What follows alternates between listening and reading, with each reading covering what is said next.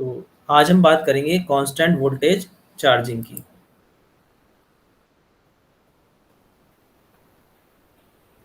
Constant voltage charging की अगर मैं बात करूं तो देखिए, constant voltage charge operate on the principle that as the battery near in charge the terminal voltage increases.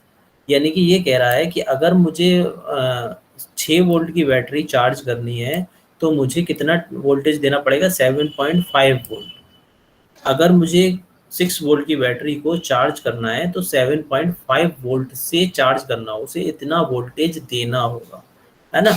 अगर मुझे 12 वोल्ट की बैटरी चार्ज करनी है तो 15 वोल्ट सप्लाई होनी चाहिए, तब बैटरी जाकर चार्ज होगी। As the battery near charge its terminal voltage will increases, as increasing the, ये कह रहा है कि अगर आप क्या करेंगे, वोल्टेज इंक्रीज करेंगे, जैसे कि ओम्स लॉ कहता है वोल्टेज अगर इंक्रीज होगा तो V directly proportional to I, तो करंट भी बढ़ेगा, है ना। अगर करंट बढ़ेगा तो क्या होगा, टेम्परेचर बढ़ेगा। अगर टेम्परेचर बढ़ेगा तो हमें क्या है, एक लिमिट तक टेम्परेचर बढ़ना चाहिए। Temperature does not increase excessively, है ना। अगर ज़्यादा टेम्परेचर बढ़ गया तो क्या होगा, वोल्टेज डिक्रीज होना शुरू कर देंगे, डिक्रीजेज द टर्मिनल वोल्टेजेस, है ना। हम क्या कर रहे हैं कि बैटरी के ज़्यादा वोल्टेजेस, बैटरी जैसे 6 वोल्ट की, तो इससे ज़्यादा वोल्टेज हम सप्लाई करेंगे बैटरी को चार्ज करने के दौरान। कितने करेंगे, 7.5 वोल्ट। अगर बैटरी 12 वोल्ट की है तो कितने करेंगे, 15 वोल्ट। ठीक। V, जब वोल्टेज आप बढ़ाएंगे तो करंट बढ़ेगा, करंट बढ़ेगा तो टेम्परेचर भी राइज करेगा, है ना, टेम्परेचर रेज करेगा। टेम्परेचर रेज करेगा तो एक लिमिट तक टेम्परेचर रेज होना चाहिए। अगर ये एक्सेसिव टेम्परेचर रेज हो गया तो टर्मिनल वोल्टेज डिक्रीज होना शुरू हो जाएंगे, वापस डिक्रीज होना शुरू हो जाएंगे, जो कि हम नहीं चाहते, है ना।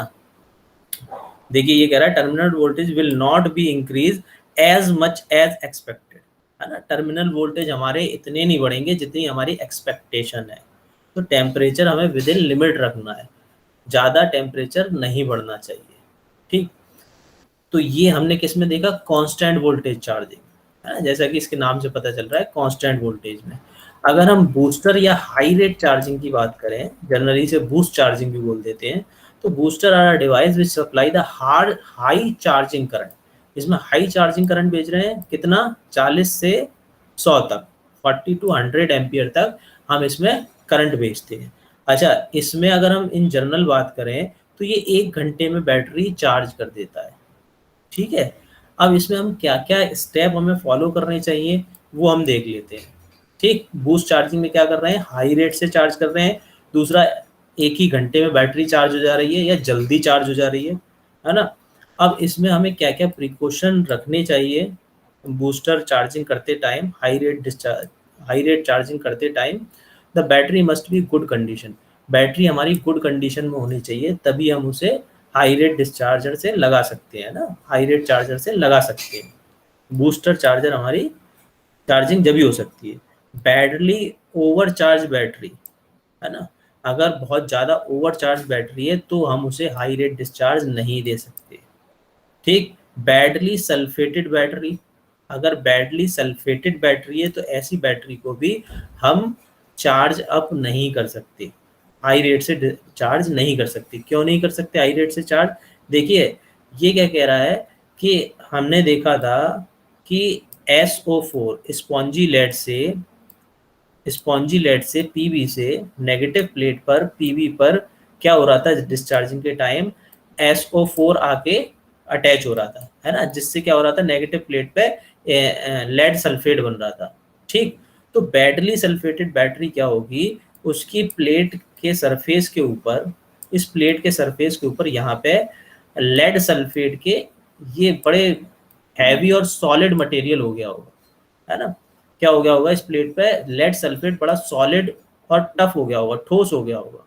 ठीक। अगर हम हाई रेट डिस्चार्ज करेंगे तो ये सॉलिड जो मटेरियल है लेड सल्फेट, ये वापस इलेक्ट्रोलाइट में नहीं चेंज होगा, है ना, वापस ये पीवी नहीं टूटेगा इस SO4 में से।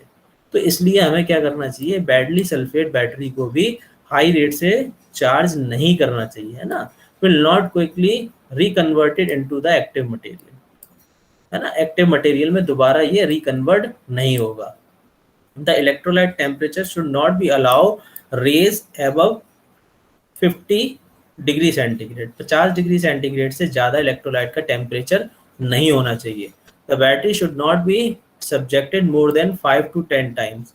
ये कह रहा है इस हाई रेट चार्जर से हमें पूरी लाइफ टाइम बैटरी के 5 से 10 बार हम कर सकते हैं, उससे ज़्यादा नहीं। उससे ज़्यादा करेंगे तो बैटरी की लाइफ कम हो जाएगी, बैटरी की एफिशिएंसी कम हो जाएगी। और क्या कह रहा है, ये न्यू बैटरी, एक नई बैटरी है तो आपको हाई रेट से चार्ज नहीं करनी, है ना। हम नई बैटरी को भी हाई रेट से नहीं कर सकते। कहने का तात्पर्य ये है, न्यू ब्रांड बैटरी हो उसको भी चार्ज नहीं कर सकते, सल्फेटेड बैटरी को भी नहीं कर सकते, ओवर चार्ज जो कर चुके हैं हम उसको भी नहीं कर सकते, है ना। तो हम जो यूज कर चुके हैं बैटरी उसी को चार्ज कर सकते हैं, ठीक है। बैडली सल्फेटेड है उसको भी नहीं कर सकते।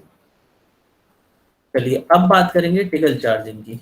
टिगल चार्जिंग में क्या है, जैसे आप देखेंगे कि अगर मैं लेड सल्फेट बैटरी को यूज़ नहीं करूं, 1 वीक 2 वीक मैंने लेड सल्फेट बैटरी यूज़ नहीं की, तो क्या होता है, इसका वोल्टेज डाउन होना शुरू हो जाता है, यानी कि बैटरी डिस्चार्ज होना शुरू हो जाती है। क्यों डिस्चार्ज होना शुरू हो जाती है, देखिए जो हमने रिएक्शन में पढ़ा था कि पीवी, ये स्पॉन्जी लेड जो नेगेटिव प्लेट पे था, उसके ऊपर बहुत सारे नेगेटिव आयंस आते हैं, है ना। तो ये क्या करते हैं, हमने उस दिन एग्जाम्पल भी लिया था, फॉर एग्जाम्पल स्पॉन्जी लेड पर 10 आयंस आए नेगेटिव, तो ये 10 में से 8 को समझने के लिए 10 में से 8 नेगेटिव आयन को इसने रिपेल कर दिया, क्योंकि नेगेटिव नेगेटिव एक दूसरे को रिपेल करेंगे, बट स्टिल फिर भी 2 नेगेटिव आयन इस पर चिपक गए, है ना। तो क्या हो गया, ये PbSO4 में चेंज हो गया, लेड सल्फेट में चेंज हो गया। यानी कि जो काम कब होना चाहिए था, जब हम बैटरी को लोड से लगाएं, है ना, तभी तो बैटरी डिस्चार्ज होनी चाहिए थी, तभी तो स्पॉन्जी लेड से ये लेड सल्फेट में चेंज होना चाहिए था। बट ये बिना लोड से लगाए हुए क्या हो रहा है, लेड सल्फेट बना रहा है नेगेटिव प्लेट पे। तो इसलिए हम क्या करते हैं कि अगर हमें बैटरी चार्ज यूज में नहीं लेनी है, लोड में नहीं लगानी, तो हम उसे वीकली टिगल चार्जिंग कर सकते हैं ना, टिगल चार्ज दे सकते हैं। तो इससे क्या होगा, ये बड़े स्मॉल रेट से हम चार्ज करते हैं इसको, ऑलमोस्ट डिस्चार्ज रेट से चार्ज करते हैं। फॉर एग्जांपल अगर मैंने एक बैटरी ले ली फुल्ली चार्ज और ये 8 आवर्स में, 8 घंटे में डिस्चार्ज हो रही है पूरी, है ना, तो हम इसे टिगल चार्जिंग में क्या करेंगे, 8 आवर में ही चार्ज करेंगे, है ना। यानी कि बहुत स्मॉल रेट से चार्ज करेंगे। अगर मैं बात करूं तो जनरली हम 5 एम्पियर के रेट से इसको चार्ज अप करते हैं, ठीक। यानी कि स्मॉल रेट से, जिस रेट से ये डिस्चार्ज हो रही है उसी रेट से हम इसे चार्ज करेंगे, ठीक। तो इस प्रकार की चार्जिंग को क्या बोलते हैं, टिगल चार्जिंग। देखिए अब इंटरनल सर्किट देखेंगे हम बैटरी चार्जर्स का, ठीक। ये हमने देखा भी था पिछली क्लास में। ये ट्रांसफार्मर बनाया हुआ है, ये स्टेप डाउन ट्रांसफार्मर है। आप सर्किट डायग्राम में कुछ ऐसा फिगर बनाए, है ना। प्राइमरी में N1 नंबर ऑफ टर्न्स ज़्यादा होंगे, सेकेंडरी वाइंडिंग में N2 में नंबर ऑफ टर्न्स कम होंगे, है ना। तो यहाँ देखिए 230 AC आ रही है सप्लाई, तो इस ट्रांसफार्मर ने कितने में चेंज कर दिया, 40 वोल्ट 5 एम्पियर में, ठीक। ये सेम हमने ब्रिज रेक्टिफायर लगा रखा है, ये कैपेसिटर है ना, ये एक वेरिएबल रेजिस्टेंस है, ये LED लगा रखी है, ये एम्पियर मीटर है और ये बैटरी चार्ज हो रही है, ठीक। ट्रांसफार्मर क्या कर रहा है, इसको स्टेप डाउन कर रहा है, 230 को 14 वोल्ट में चेंज कर रहा है, ठीक। ब्रिज रेक्टिफायर AC सप्लाई को DC में चेंज कर रहा है, क्योंकि बैटरी हमारी किससे चार्ज होगी, DC से, ठीक। अब देखिए ये वेरिएबल हमने रेजिस्टेंस काय को लगा रखा है, ताकि यहाँ से हम रेजिस्टेंस को वेरी कर सकें। अगर रेजिस्टेंस को हम कम ज़्यादा कर देंगे तो क्या होगा, करंट की वैल्यू को हम चेंज कर सकते हैं, है ना। रेजिस्टेंस बढ़ाएंगे तो करंट की वैल्यू क्या होगी, कम हो जाएगी, है ना। और रेजिस्टेंस को कम करेंगे तो करंट की वैल्यू बढ़ जाएगी। तो करंट को अगर वेरी करना है तो हम रेजिस्टेंस को वेरी कर सकते हैं। ये वेरिएबल रेजिस्टेंस हमने यहाँ लगा रखा है R1, ठीक। और ये हमने सिंपली LED लाइट लगा रखी है, इससे हमें ये पता चलेगा इसमें धारा प्रवाह हो रही है ना। अगर हम ब्रिज रेक्टिफायर की बात करते हैं तो हम ये वाले डायोड्स लगाते हैं, उनका सिंबल कुछ ऐसा होता है ना। LED जो लाइट लगाएंगे हम, वो कुछ उसका सिंबल कुछ ऐसा होगा। तो ये सिंपली इसमें ये पता चल रहा है इस LED से कि इसमें धारा प्रवाह हो रही है, करंट फ्लो हो रहा है, ठीक है। चलिए अब इसके कैपेसिटर के वर्क को समझने की कोशिश करते हैं। कैपेसिटर सिंपली वही करेगा काम, क्या करता है कि ये एनर्जी को स्टोर करके रखेगा, ठीक। When it is connect to the charging circuit and when it is disconnect from the charging circuit it can dissipated the store energy, है ना। जब ये चार्जिंग सर्किट से कनेक्ट है तो स्टोर हो जाएगी इसमें चार्ज, और जब चार्जिंग सर्किट डिस्कनेक्ट हो जाएगी तो ये अपनी स्टोर्ड चार्ज को रिलीज कर देगा, ठीक है। ब्रिज रेक्टिफायर का वर्किंग आपको पता ही है, एसी करंट को किस में चेंज करेगा, डीसी में, ठीक। चूंकि डीसी से ही हमें बैटरी को चार्ज करना है। अब देखिए केयर और मेंटेनेंस की बात करेंगे हम लेड एसिड बैटरीज की। तो always keep the electrolyte level up to the mark. जैसा कि हमने कंस्ट्रक्शन के टाइम में पढ़ा था कि ये अगर कोई प्लेट है बैटरी की, तो हमें इलेक्ट्रोलाइट का लेवल कहाँ, यहाँ रखना है, 10 से 15 mm ऊपर, है ना। यानी कि पूरी प्लेट्स, नेगेटिव पॉजिटिव प्लेट्स इसमें डिप रहे इलेक्ट्रोलाइट में, 10 से 15 mm ऊपर तक इलेक्ट्रोलाइट का लेवल होना चाहिए। Always keep vent hole free, है ना। हमने जो बैटरी में वेंट होल्स देखे थे, यहाँ पे एक सुराख था, ये सुराख किस लिए था, गैसेस एक्सपेंड हो जाए यहाँ से, है ना, गैसेस रिलीज हो जाए, एस्केप हो जाए यहाँ से। अगर ये किसी डस्ट के कारण, किसी कचरे के कारण यहाँ कुछ सील्ड हो गया है और गैसेस नहीं निकल पा रही हैं, तो बैटरी फूल जाएगी, बैटरी फट सकती है। तो हमें मेंटेनेंस के दौरान क्या रखना है, क्या कोशिश करनी है कि ये वेंट प्लग्स जो है वो हमेशा फ्री रहें, डस्ट फ्री रहें, खुले रहें। कीप द बैटरी क्लीन, हमें बैटरी को क्लीन रखना है। Do not allow oil dust settle on the connector और सेल कवर, सेल कवर के ऊपर ऑयल नहीं आना चाहिए, कोई डस्ट नहीं आना चाहिए, वो क्लीन रहना चाहिए, है ना। Clean terminal of sulphation, sulphation से भी क्लीन होना चाहिए, है ना। बहुत सी बार आप देखते हैं भूरे कलर की परत जम जाती है टर्मिनल्स पे, तो हम इन्हें क्या करते हैं, इन टर्मिनल्स को साफ करने के लिए गर्म पानी या पेट्रोलियम जेली का यूज़ करते हैं। तो ये टर्मिनल हम साफ कर देते हैं और दोबारा कनेक्ट कर देते हैं वायर को, ठीक है। अदरवाइज करंट जंप करेगा, करंट नहीं जाएगा या लूज कनेक्शन हो जाएगा, है, कम करंट जाएगा, ठीक। तो सल्फेशन इन टर्मिनल्स पे नहीं होने देना है, हमें उसे समय समय पर साफ करना है।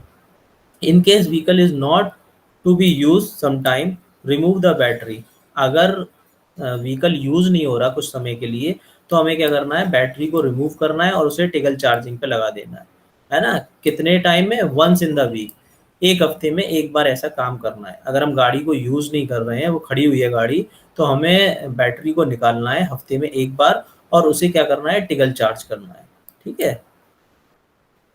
कीप द बैटरी, ये क्या होना चाहिए कि क्लेम्ड, है ना। अगर ये क्लैम्प्ड होनी चाहिए बिल्कुल, बैटरी यहाँ मैंने फिक्स करी है तो ये यहीं रहनी चाहिए, ऐसा नहीं कि गाड़ी चल रही है तो ये बैटरी हिल रही है, ठीक।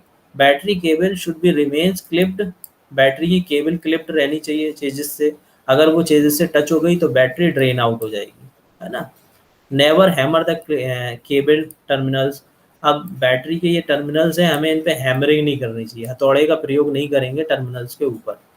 In case lose the terminal on the post never put the nail in it, ये कह रहा है कि अगर आपने देखा होगा ये टर्मिनल, यहाँ मेरे को एक कनेक्टर फिक्स है, ये वायर मैंने लगाया हुआ है और ये टर्मिनल लूज हो गया, तो यहाँ क्या करता है मिस्त्री, यहाँ पे क्या करेगा, जो रोड पे मिस्त्री होते हैं यहाँ पे एक कील फंसा देते हैं इसको टाइट करने के लिए।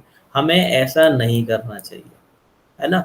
अगर आपको यहाँ कुछ फिक्स करना है तो आप सेम मटेरियल लेंगे जिस मटेरियल का टर्मिनल है, ठीक है। अदरवाइज आप कोशिश करें कोई भी नेल आप इसमें ना फंसाएं, इस कनेक्शन को आप टाइट करें, वायर को टाइट करें, ना कि इसमें कोई नेल फंसाएं, ठीक। Check the specific gravity to each service, हर सर्विस के दौरान आपको क्या करना है, स्पेसिफिक ग्रेविटी चेक करनी है और उसमें डिस्टिल्ड वाटर फिल करना है, ठीक, as per the requirement. Never bring the naked flame, कोई भी जलती हुई चीज बैटरी के पास नहीं ले जानी, है ना, कोई माचिस की तिल्ली आप जला रहे हैं उसके पास, ऐसा नहीं करना। While removing the battery from should be taken not be spill the electrolyte, जब आप बैटरी को रिमूव कर रहे हैं गाड़ी से तो आपको ये विशेष ध्यान रखना है कि इलेक्ट्रोलाइट आपके ऊपर ना गिरे, अगर आपके ऊपर गिर जाएगा तो वहाँ आपकी स्किन खराब हो जाएगी, इंजरी हो जाएगी, कपड़ों पे गिर जाएगा तो कपड़े फट जाएंगे, गल जाएंगे, है ना। तो आप हमेशा कोशिश करिए आप उसे रिमूव ईजिली करें, ठीक। Always keep rubber packing, rubber packing में से रखे हैं ना, battery box avoid to metal contact, battery box का जो मेटल कांटेक्ट है वो ना हो, रबड़ के कंटेनर में आप रखें। ऑलवेज अप्लाई पेट्रोलियम जेली, है ना, on the battery terminal post, avoid sulphation. ये कह रहा है कि अगर आप सर्विस के दौरान पेट्रोलियम जेली लगा दें किस पर, उसके दोनों टर्मिनल्स पे, ताकि सल्फेशन को अवॉइड किया जा सके। ठीक, चलिए। चलिए, तो इतने पोर्शन में आपके जो भी डाउट्स हैं पहले वो ले लेते हैं, फिर उसके बाद आगे सीखेंगे।